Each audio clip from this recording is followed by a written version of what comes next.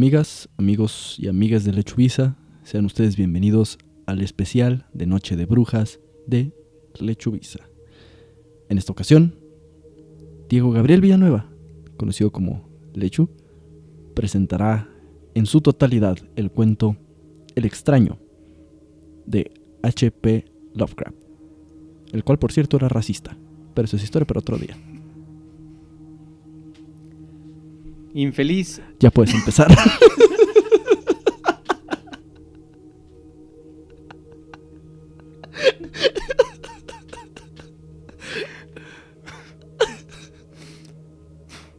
No, mamón. Infeliz es aquel a quien sus recuerdos infantiles solo traen miedo y tristeza.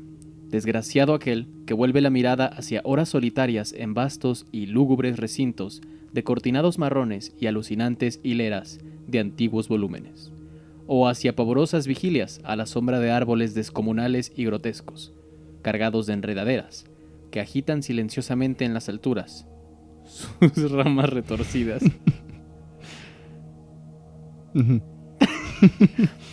Tal es lo que los dioses me destinaron a mí, el aturdido, el frustrado, el estéril, el arruinado. Y sin embargo, me siento extrañamente satisfecho y me aferro con desesperación a esos recuerdos marchitos cada vez que mi mente amenaza con ir más allá, hacia el otro. No sé dónde nací, salvo que el castillo era infinitamente horrible, lleno de pasadizos oscuros y con altos cielos rasos donde la mirada solo hallaba telarañas y sombras. Las piedras de los agrietados corredores estaban siempre odiosamente húmedas, y por doquier se percibía un olor maldito, como de pilas de cadáveres de generaciones muertas. Jamás había luz, por lo que solía encender velas y quedarme mirándolas fijamente en busca de alivio. Tampoco afuera... Prosigue. Es que me dio miedo. Invente, maestro.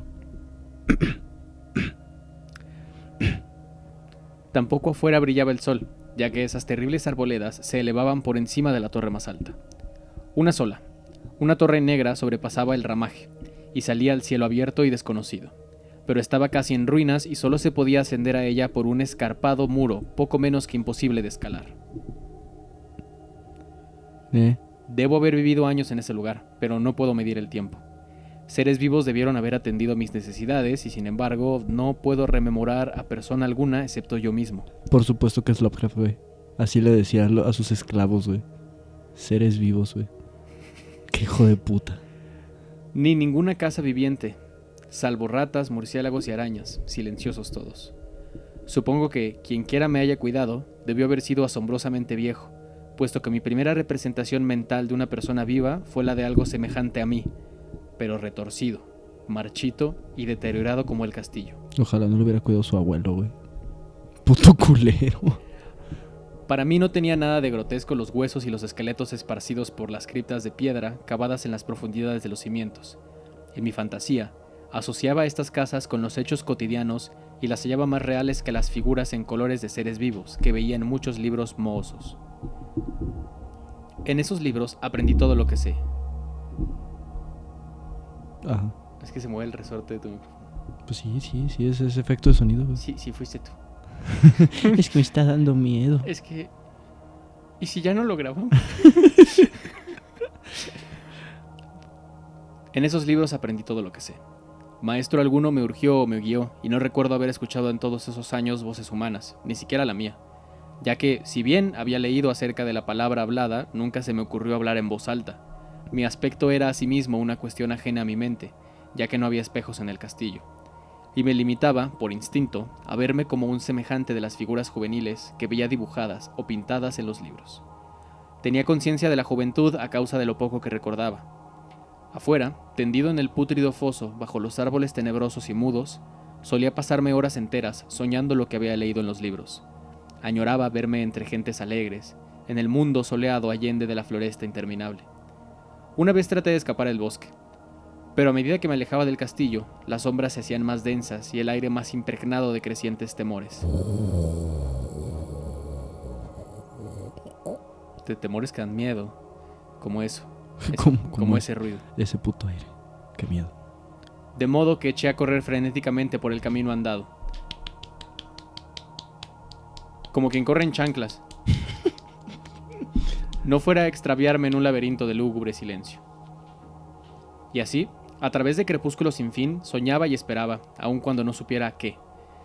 Hasta que en mi negra soledad, el deseo de luz se hizo tan frenético que ya no pude permanecer inactivo, y mis manos, suplicantes, se elevaron hacia esa única torre en ruinas que por encima de la arboleda se hundía en el cielo exterior e ignoto. Y por fin resolví escalar la torre, aunque me cayera, ya que mejor era vislumbrar un instante el cielo y perecer que vivir sin haber contemplado jamás el día. Además, desde arriba se te ve la epidermis. A la húmeda luz crepuscular subí los vetustos peldaños de piedra hasta llegar al nivel donde se interrumpían, y de allí en adelante, trepando por pequeñas entrantes donde apenas cabía un pie, seguía mi peligrosa ascensión. Horrendo y pavoroso era aquel cilindro rocoso, inerte y sin peldaños, negro, ruinoso y solitario, siniestro con su mudo aleteo de espantados murciélagos. Pero más horrenda aún era la lentitud de mi avance, ya que por más que trepase, las tinieblas que me envolvían no se disipaban, y un frío nuevo, como de moho venerable y embrujado, me invadió. Tiritando de frío, me preguntaba por qué no llegaba la claridad, y de haberme atrevido, habría mirado hacia abajo. Antojóseme que la noche había caído de pronto sobre mí, y en vano tanteé con la mirada y la mano libre en busca del antepecho de alguna ventana por la cual espiar hacia afuera, y arriba, y calcular a qué altura me encontraba.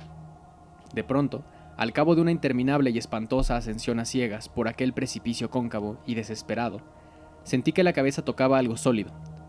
Supe entonces que debía haber ganado la terraza, o cuando menos, alguna clase de piso. Alcé la mano libre y en la oscuridad palpé un obstáculo, descubriendo que era de piedra e inamovible.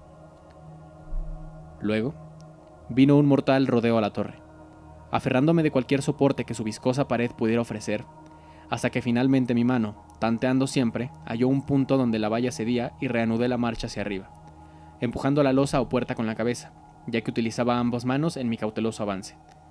Arriba no apareció luz alguna, y a medida que mis manos iban más y más alto, supe que por el momento mi ascensión había terminado, ya que la puerta daba una abertura que conducía a una superficie plana de piedra, de mayor circunferencia que la torre inferior, sin duda el piso de alguna elevada y espaciosa cámara de observación. Me deslizé Silijosamente. Como con mucho sigilo. Me deslicé sigilosamente, después de entender cómo se pronuncia sigilosamente, por el recinto, tratando que la pesada losa no volviera a su lugar, pero fracasé en mi intento. Menso. Mientras yacía exhausto sobre el piso de piedra, oí el alucinante eco de su caída. ¡Eco! Pero con todo tuve la esperanza de volver a levantarla cuando fuese necesario. Esa me cabrón. Si por pendejo me caigo, Por fregón me por levanto. chingón me levanto. Por fregón, porque no digo groserías. Creyéndome ya a una altura prodigiosa muy por encima de las odiadas ramas del bosque, me incorporé fatigosamente y tanteé la pared en busca de alguna ventana que me permitiese mirar, por vez primera, el cielo, y esa luna y esas estrellas sobre las que había leído.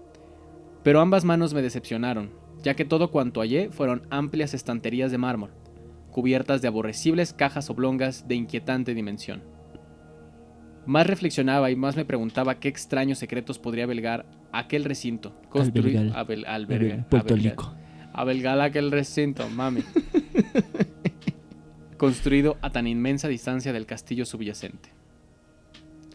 De pronto mis manos tropezaron inesperadamente con el marco de una puerta, del cual colgaba una plancha de piedra de superficie rugosa a causa de las extrañas incisiones que la cubrían.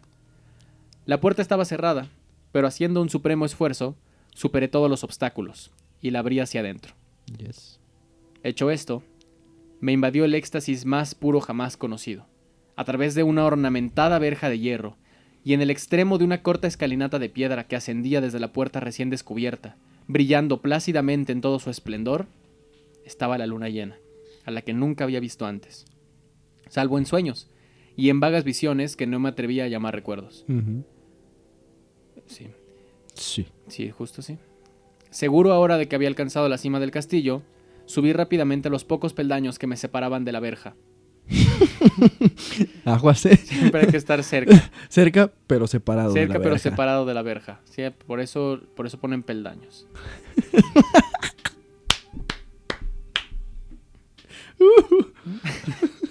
Un poeta. Pero en eso, una nube tapó la luna, haciéndome tropezar. Y en la oscuridad tuve que avanzar con mayor lentitud. Estaba todavía muy oscuro cuando llegué a la verja, Me ha pasado. que hallé abierta tras un cuidadoso examen, pero que no quise trasponer por temor de precipitarme desde la increíble altura que había alcanzado. Luego, volvió a salir la luna. Siguiendo la luna. Chinga. Castillo, Malibu. No me vas a llevar, Satanás. Mi abuelo peleando contra el diablo. De todos los impactos imaginables, ninguno tan demoníaco como el de lo insondable y grotescamente inconcebible. Nada de lo soportado antes podía compararse al terror de lo que ahora estaba viendo, de las extraordinarias maravillas que el espectáculo implicaba. El panorama en sí era tan simple como asombroso, ya que consistía meramente en esto. En lugar de una impresionante perspectiva de copas de árboles vistas desde una altura imponente, se extendía a mi alrededor, al mismo nivel de la verja, o sea, como la cintura, poquito abajo, nada menos que la tierra firme, separada en compartimentos diversos por medio de lajas de mármol y columnas, y sombreada por una antigua iglesia de piedra, cuyo devastado capitel brillaba fantasmagóricamente a la luz de la luna. Medio inconsciente, abrí la verja. También me ha pasado. Y avancé bamboleándome por la senda de grava blanca que se extendía en dos direcciones. Por aturdida y caótica que estuviera mi mente, persistía en ella ese frenético anhelo de luz. Ni siquiera el pasmoso descubrimiento de momentos antes podía detenerme. No sabía, ni me importaba, si mi experiencia era locura, enajenación o magia, pero estaba resuelto a ir en pos de la luminosidad y alegría a toda costa. No sabía quién o qué era yo, ni cuáles podían ser mi ámbito y mis circunstancias. Sin embargo, a medida que proseguía mi tambaleante marcha, se insinuaba en mí una especie de tímido recuerdo latente, que hacía mi avance no del todo fortuito. Sin rumbo fijo por campo abierto, unas veces sin perder de vista el camino, otras abandonándolo por internarme, lleno de curiosidad, por praderas en las que solo alguna ruina ocasional revelaba la presencia en tiempos remotos de una senda olvidada. En un momento dado, tuve que cruzar a un nado rápido, un río cuyos restos de mampostería agrietada y mohosa hablaban de un puente mucho tiempo atrás desaparecido. Habían transcurrido más de 2 horas, cuando llegué a lo que aparentemente era mi meta. Un venerable castillo cubierto de hiedras, enclavado en un gran parque de espesa arboleda, de alucinante familiaridad para mí, y sin embargo, llena de integrantes novedades. Vi que el foso había sido rellenado y que varias de las torres que yo bien conocía estaban demolidas, al mismo tiempo que se erguían nuevas alas que confundían al espectador. Pero lo que observé, con el máximo interés y deleite, fueron las ventanas abiertas, inundadas de esplendorosa claridad y que enviaban al exterior ecos de la más alegre de las franchatelas. Adelantándome hacia una de ellas, miré el interior, y vi un grupo de personas extrañamente vestidas, que departían entre sí con gran jarana. Como jamás había oído la voz humana, apenas podía adivinar lo que vagamente decían.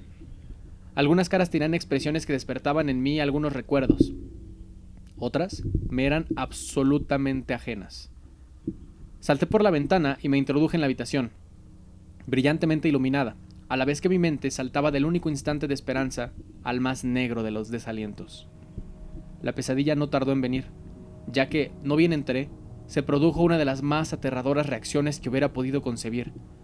No había terminado de cruzar el umbral cuando cundió entre todos los presentes un inesperado y súbito pavor, de horrible intensidad que distorsionaba los rostros y arrancaba de todas las gargantas los chillidos más espantosos.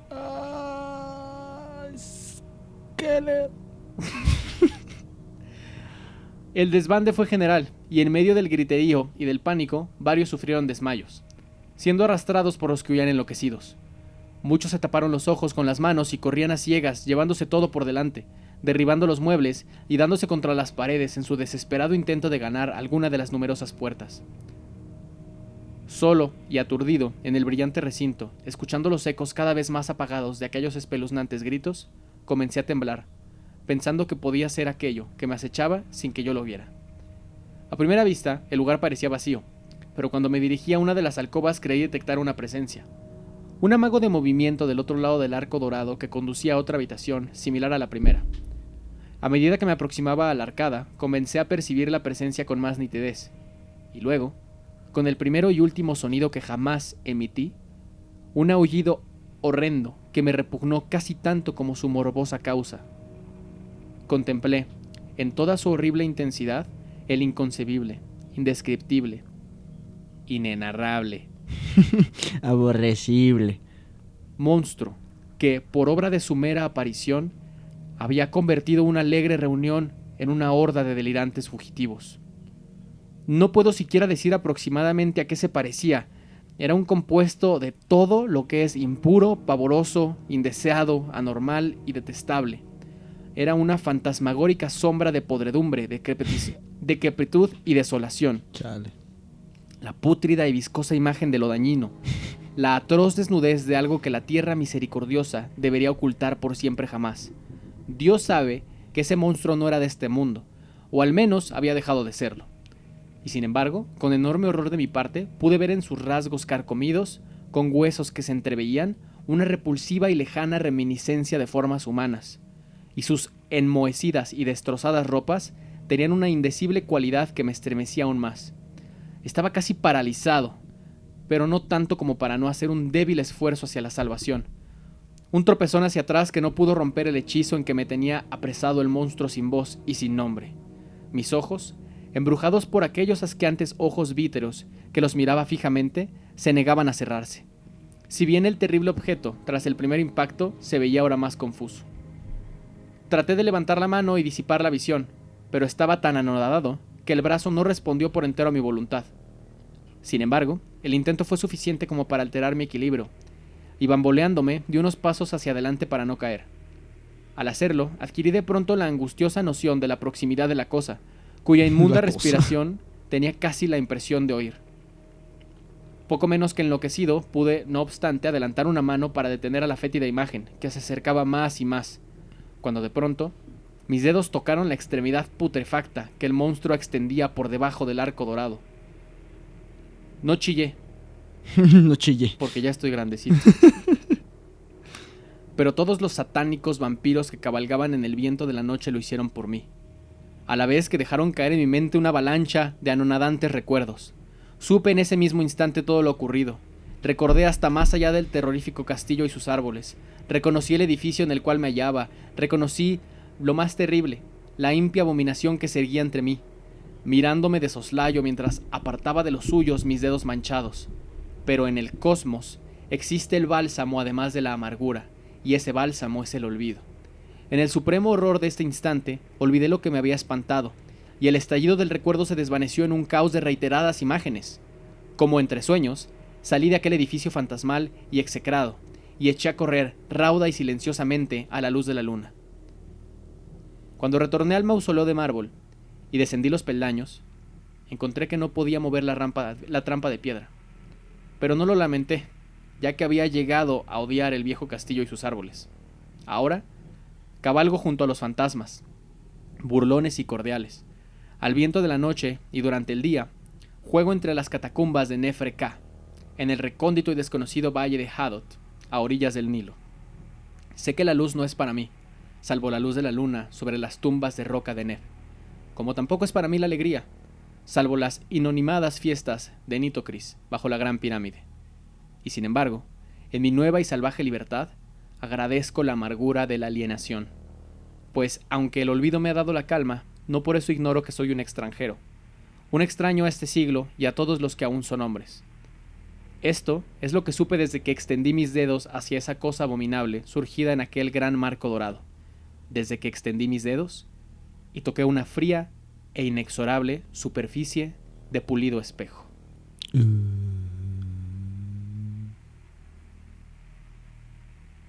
Qué feo. O sea, era él, mamá. Pero pobrecito, estaba tan feo que le daba miedo a la gente. ¿Qué tan feo tienes que estar para que neta, así, de que nomás la luz de la luna, güey? O sea, ¿tú crees que ese cabrón... Yo sé que ese cabrón, si ahorita viviera, tendría al menos un match en Tinder. Al menos uno. Ah, sí, yo creo que hoy en día con las redes sociales, el que no coges porque no quiere. Sí, digo, pues este pobre cabrón en el siglo, ¿qué? ¿19? Pobrecito. Qué feo. Qué feo. Ahora bien, buenas noches. No, pues cuéntanos un poco de este cuento, güey. ¿Por qué te gustó? H.P. Lovecraft es un nombre muy reconocido en la literatura de terror, pero que es a veces un poco difícil como de adaptar a, por ejemplo, el cine o las series, porque su terror es más como un terror o muy psicológico o muy cósmico. El muy psicológico no lo puedes adaptar del todo porque pues necesitas adaptar pensamientos, y el muy cósmico no lo puedes adaptar del todo porque Cthulhu no cabe en un set. Sí. Y es realmente leyéndolo donde más se da el tiempo de irtelo contando. H.P. Lovecraft, Edgar Allan Poe tenían la particularidad de que si bien eran autores de terror, no tenían, o su mayoría de obra no eran libros larguísimos, sino eran compendios de cuentos. Iban sacando cuentos cada cierto tiempo que se iban haciendo populares. Si bien Lovecraft tiene algunos cuentos más largos, como En las montañas de la locura o El llamado de Cthulhu, inclusive El llamado de Cthulhu son varios cuentos juntos, de un mismo ente. Me gusta este cuento porque creo que desde la narración de primera persona hace muy bien el sentido del terror que me gusta. Un poco el terror de primero una atmósfera, te crea la atmósfera del castillo, te crea la atmósfera del bosque, y después la cosa desconocida. Al narrarla también en adjetivos tan abstractos, y aquí me explico un poco, te dice que es horrible, pero horrible, lo que es horrible para cualquier persona es distinto. Para cada persona algo es horrible, para cada persona algo es abominable. Entonces realmente nunca te dice exacto cómo es ese monstruo, solo te dice que para la persona que te lo describe es horrible. Y creo que cada persona que lea este cuento, que lo escuche ahora que lo pudimos narrar aquí, va a imaginar diferente al monstruo.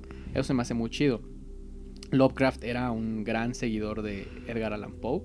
Y Edgar Allan Poe es creo que uno de los puntos clave de esta literatura de terror que venía de los grandes clásicos, con monstruos, con leyendas, y que realmente el terror hasta el siglo XVIII eran leyenda hablada y cuento hablado de un lugar a otro, hasta que se ponen a escribirlo, como ya mencionamos en los barros de la historia, gente como Mary Shelley, gente como Edgar Allan Poe, gente como mucho más adelante Bram Stoker, más adelante H.P. Lovecraft. Es que cosas que ya se creen en otros lugares del mundo, porque no inventan nada nuevo. El tema del terror cósmico realmente lo podemos relacionar mucho con las creencias nórdicas o con los celtas. Ellos lo traen a un cuento que se puede asemejar de maneras diferentes al lector. Y del extraño no es eso, o sea, se puede adaptar bien a cada persona que lo lee. Es un cuento muy cortito que ustedes pueden encontrar en internet. Si quieren meterse más a profundidad a Lovecraft, hay mucho para que se claven duro, porque hay toda una mitología Lovecraftiana de terror cósmico muy interesante. Pero esta es una buena primera introducción de cómo lo llama Lovecraft, la verja. La verja. Y pues si les gusta este tipo de libros, solo les recomiendo que no los lean muy de noche. Y también les recomiendo que no se vean al espejo, porque podrían llevarse un mal rato, ¿no? ¿Ubicas este rollo de verte al espejo durante...? Sí, que te empiezas a deformar. Ajá. Porque es como cuando dices muchas veces una palabra que deja de tener sentido. Es lo mismo cuando ves tanto tiempo tu rostro. En el espejo, si lo ves de ciertos minutos después de concentrarte fijamente en tu rostro, empiezas a alucinar. Empiezas a deformar, se empiezan a deformar ciertos rasgos. Que pues es parte de como este terror, ¿no? Que ni siquiera es como el terror específico, sino es simplemente una situación que es como muy, muy, muy primigenia del ser humano. Sentirte aislado y después sentirte que hay algo extraño ahí, y luego todavía el terror que nos dejan a nosotros de decir, esa madre está ahí y no sabemos qué es. Así es.